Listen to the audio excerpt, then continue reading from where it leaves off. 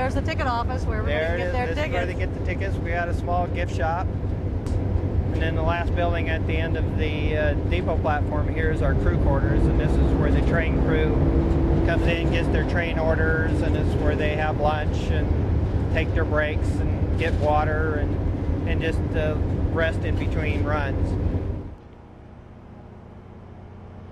Back at the depot, the train doesn't rest for long. The volunteer crew welcomes a new group of passengers, and they're off again, leaving the depot temporarily quiet. What is it that really you guys are all about in terms of supporting this place? Well, absolutely. Everybody here is a volunteer and loves riding and running the trains, and that's the whole idea, is to get down here and have some experiences of life, enjoy things, and we enjoy working with the public and the kids, and we give a lot of kids their first train rides, and it's just a great, great thing to do. Well, without volunteers, literally this place wouldn't run. That's absolutely correct. So are you looking for more volunteers? Always. And we're a part of a national organization called the Southern Nevada chapter of the National Railway Historical Society. And we're part of the national group. This is our chapter here. We also run trains at Opportunity Village, and several of our members actually go up to Ely and operate in Ely. Okay. So we're quite a train organization. And the trains leave on time. We try to run an on-time railroad here. And the trip lasts about 45 minutes right now, and eventually that will expand. Okay, terrific. So if people want to ride a train, this is the place to go. Come on. What's your favorite part of the whole ride? You know, it's funny you should ask that, Gwen. My favorite part of the whole ride is actually not the ride itself, but being here in the depot. I love being here in the depot when the train comes in, such as doing now when it returns from one of its runs. There's just something about it. Yeah, I mean, you get the full grandeur of what the train is all about, the size, the power. You feel it, you smell it, and you see it and you experience it. And the rumble that you hear as it comes up here, and they're coming in slow and steady. And as powerful as that thing is, yet it's just creeping along at such a slow pace. And it's just my favorite part of it. I love being here at the depot when it comes in, such as it's doing right now.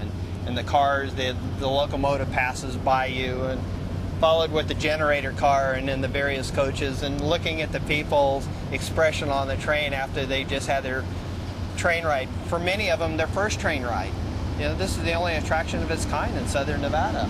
And a lot of people that live here and visit here are experiencing their first train ride, I'm sure many of them today. But I mean, you stand here and you feel this as it comes by right now, and you feel the vibration in the ground and the rumbling. Wave at the lead brakeman. You hear the rumble of the generator car.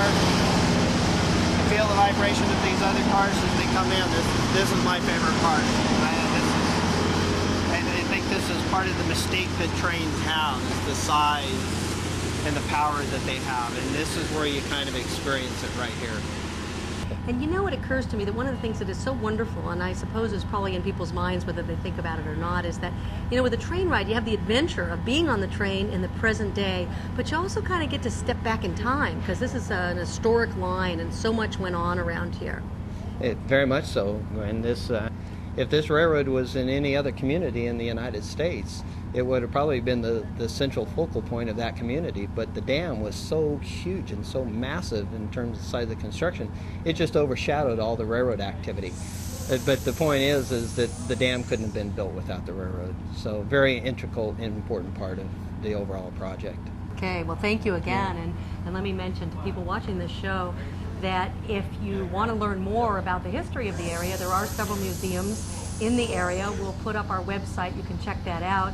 And for the many train buffs that are out there, I want to mention that the Nevada State Museum System has several train operations. There's one in Carson City, there's one out in Ely, and all of that is on the website too. Why don't you come over here and you can sit and drive the train. Oh, cool. Now, this is the bell. You pull that, the bell rings.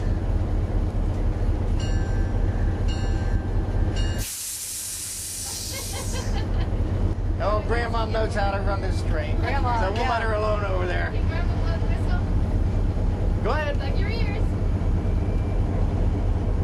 Oh, it is loud. It's more than just a sense of tradition. It's a sense of connecting with the past, and quite frankly, it connects with the future. You have a sense of where you have been, you have a sense of where you're going to go. It's just this continuity of life. From my standpoint, I have 4 boys. I'd like to see them touch things rather than just look at pictures of old buildings. And let's talk for a minute about the places that are available if you do make it here. Old places you can come to, like there's the fort. You have the State Museum at Lorenzi Park. You have a wonderful county museum out on the Boulder Highway where they have been able to preserve maybe a dozen or so of different buildings from different eras in Las Vegas. They have preserved them out there. It's a wonderful facility. You have the Natural History Museum here next to the Las Vegas Fort. This is truly a cultural area, a cultural corridor in southern Nevada. You've got a neon boneyard that is available for viewing.